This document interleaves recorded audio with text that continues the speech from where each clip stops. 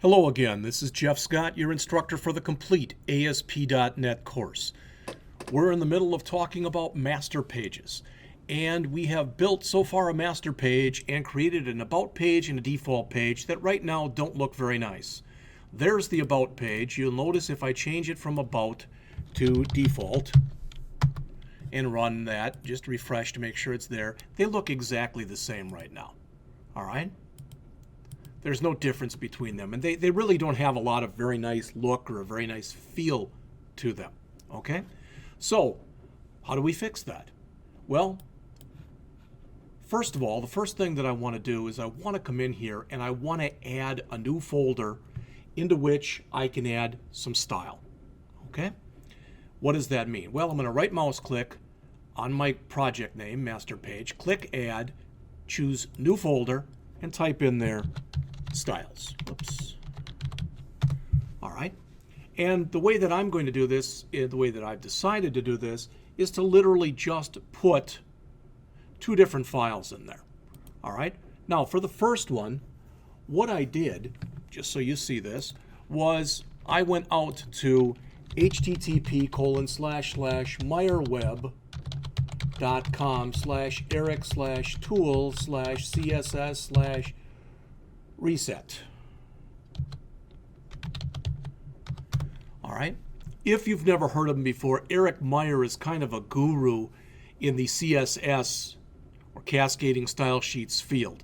And he has written this for us here that basically will kind of blank out, zero out just about everything we have. All right, so I want to start with that. So I'm just going to grab all of that information that you see right there, copy it to the clipboard, just start up a simple editor like Notepad++.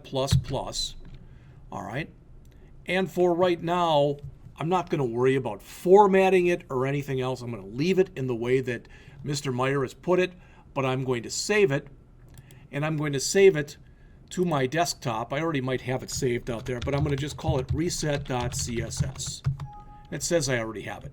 That's fine. I'm going to replace it now. So there it is. All right. So I want to take that file, which I can now close, and I want to take that file and I want to be able to add that file to my program. So I'm going to right mouse click on the styles folder, choose add existing item, not add new item. We've already got it created, so I'm going to add existing item, and I want to add that from my desktop. And there it is. There's reset. All right. So I click add, and boom, there it is. Okay. Now to show you a little trick, call it whatever you want. Maybe it's a trick, maybe it's not really a trick, but just so you see this, all right, that one thing that we can do, so here's our master page. Okay, we looked at this in a previous lesson. It says we've got our master directive on the top. Other than that, it looks very similar to the page directives that we've had previously. All right. And we've got here, there's a content placeholder here, etc. There's a few other things. Well, I've already added these, but I'm going to remove them. And what I want to show you is I can sit there and literally add. So I can say link, and I can put in the CSS file. I can do that. And there's absolutely nothing wrong with doing that. But there's a little shortcut if you're interested. And that is I can take the file, my reset.css file, and literally just drag it right into my code window. And the system fills it in for me. Notice href, it's got the right path to my styles folder, and it says that it's a style sheet. All right, not a problem. So there's the first one. Okay, now what I want to do is I want to create another file in here. And I want this second file that I'm about to create, I want that to hold my own styles. All right, so I'm going to right mouse click on the folder, choose add new item, and I don't remember if there's a thing in here for a CSS file. There's a SAS file.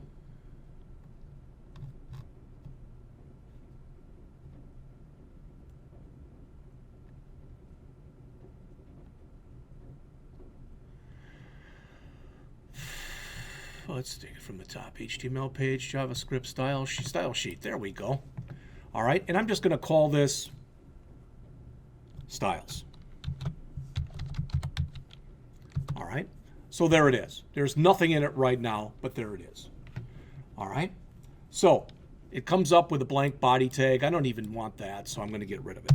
So I'm going to start, and I'm going to say that basically what I want to first do is globally throughout this is I want my font family.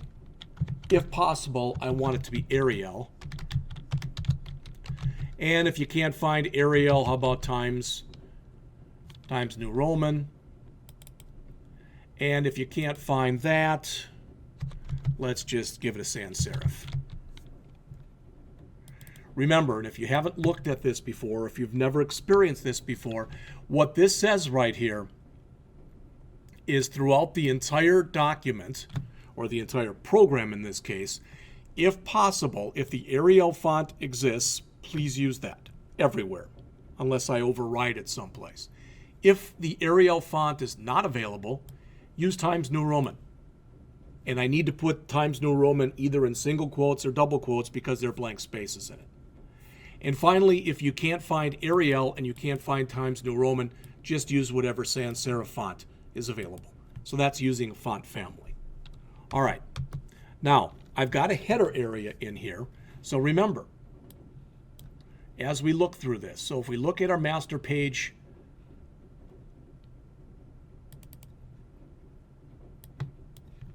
we've got a header area, we've got a nav area, we've got a section area, we've got an aside area, and we've got a footer area.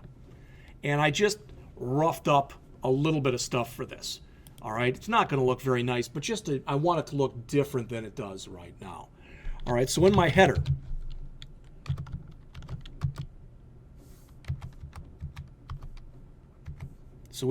area here, I want the background color, and I'm going to make it a medium gray. All right. The width, I'll just make it 968 pixels. The height, I'll make it 86 pixels. All right, so that's my header. Then for my H1, and there's an H1 tag in the header, but that's the only H1 that I've got. So if I wanted to, I could say H1 header, or header H1. I could do that too, okay? So I can say there I want the font size to be 20 pixels. Now I need to do this. I need to set a header, a font size for the header, because earlier when I came in and used that reset file, one of the things that turned off in there, all right, notice margin, font size, etc. It turned off a bunch of stuff. So I want it set to my liking. So I'm setting it in there. I'm also going to just put a bottom margin on it.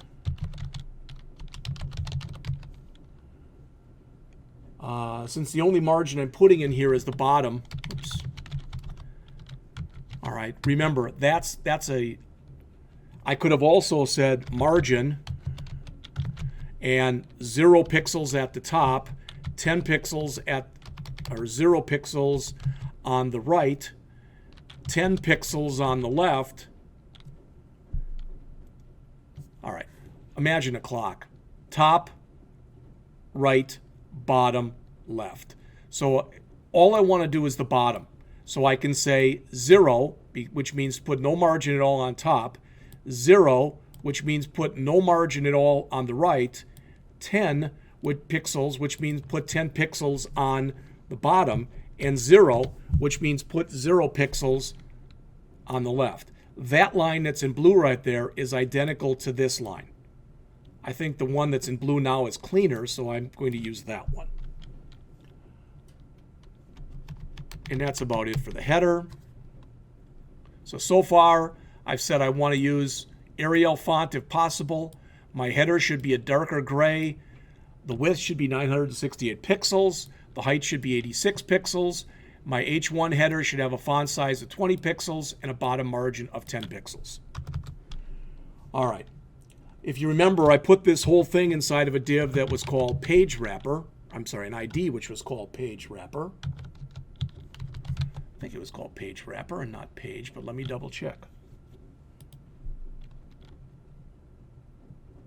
It's called wrapper.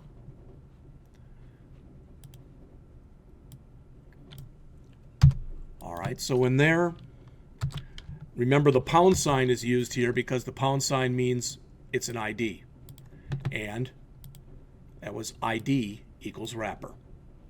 All right, so for my wrapper, I again want the width to be 968 pixels, and I want the margin to be auto, which should hopefully center it on the page. All right, I'm going to have that nav bar where later I want to come in and I want to put in my menu. So what did we put in there for the nav bar? So there's the nav. I didn't even give it an ID. I just said menu area, which is fine. So in my nav, I'm going to make sure that that also has a width of 968 pixels. Again, this isn't going to look much better when we get all done. It'll look a little bit nicer, and what I mean by that is it'll look a little bit more drawn out, for lack of better words. My section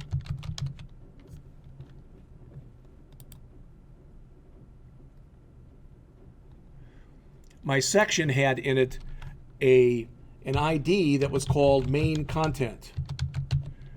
And I want that main content to have a width of 680 pixels and to be floated to the left. And I want to make sure, since there's an anchor tag in there,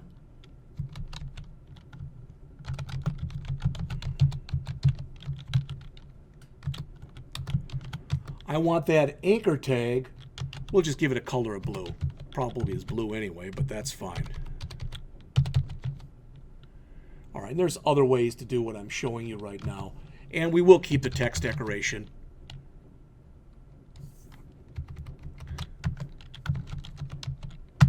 Of underline. All right, so we'll set that up so that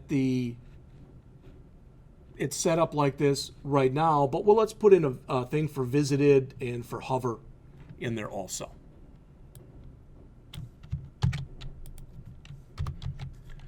All right, so a:\hover,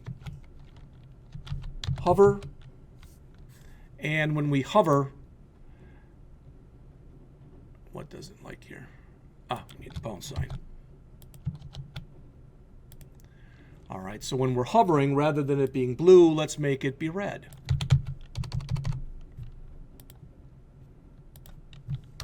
And then finally, when we visited it, let's make it be green.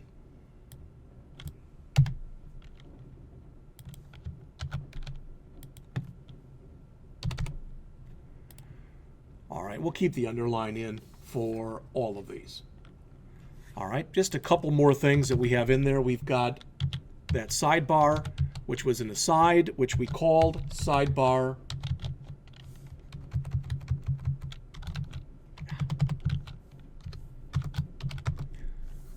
And for our sidebar, we're going to make the background color white.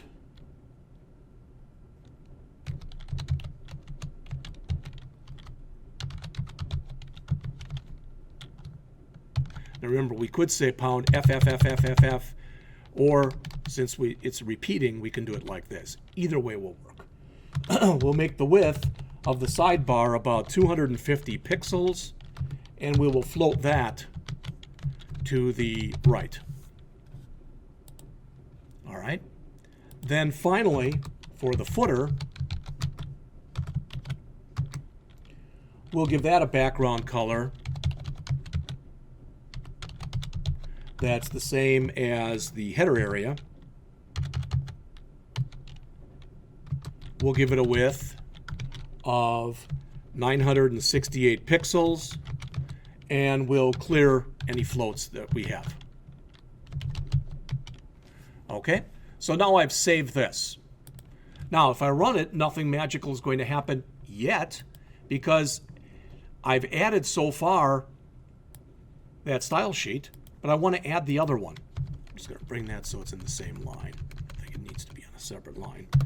So we're going to go in and drag in our styles.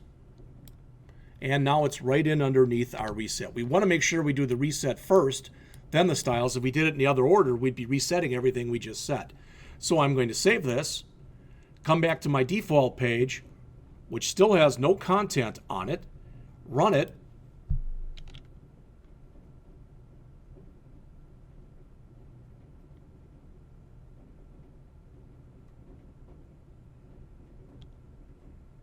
and you notice now it looks a little bit different. There's my header area, and I made it pretty high. There's my menu area. There's my sidebar area, and there's my footer area. And it stays there. It's the same whether I'm in the default page or if I'm on the About page. All right, so there it is. That's what I wanted to show you. Now, what we're about to do in the next lesson, just so you're aware of this, what we're going to do in the next lesson is this. So I'm going to save this file. All right, and I'm going to come in and I'm going to close this. And I'm going to create a new website. All right. This time, though, instead of choosing the empty website, which we've done virtually all of the time, I'm going to choose ASP.NET Web Forms site. And we'll call this dupe. You'll see why in just a minute. Just DUP.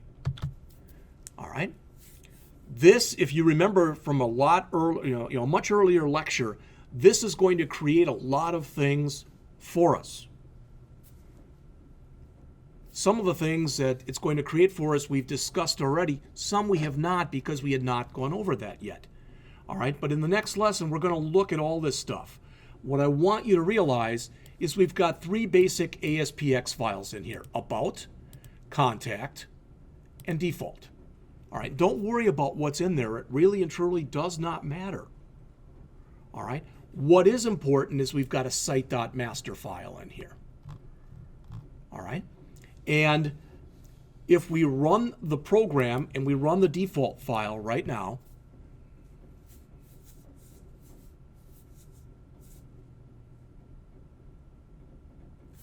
this is what we get. All right, so we've got a bunch of stuff in here. If we click here, you will go to ASP.NET. This will give us some information. This will allow us to go to places.